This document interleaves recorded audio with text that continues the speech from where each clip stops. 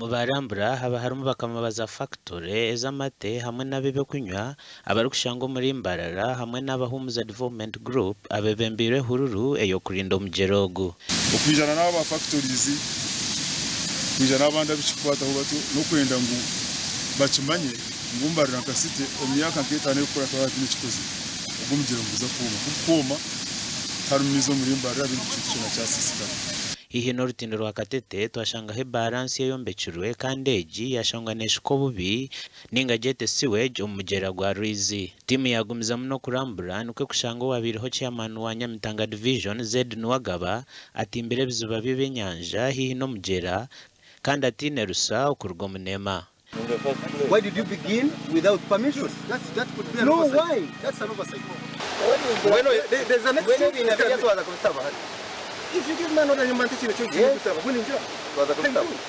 bashanga Nwagaba ati imbere bizuba mukaga byo kurindiramo ibinyanja kandi itakeri yati imbere arishikiro mu mugera ecyo kubanza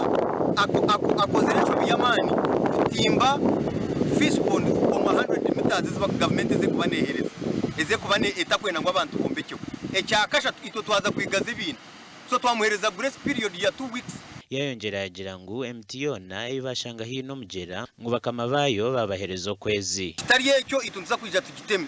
tugikozera handi nkarikeke weteranda itwagira tukashanga MTN nayo tukagitema ejimaraso niyo kurebero 20 egenderirwe kugira ngo abantu bamanye ngo mugera gwa Rwizi ngo tuyina mu western kunu yagonka kandi bikirize tugurinda ko no gomiza ntitwihanize bomba emirundi mingi government hamwe n'ebitongore by'abantu buntu barigire kutandika we hururu yo kureba ngo mugera gwa Rwizi gwarindwa ahabwo kushanga ngo nigwe gonka gukohereza districts mukaga amezi abwa TV West and Adolf Fayireka.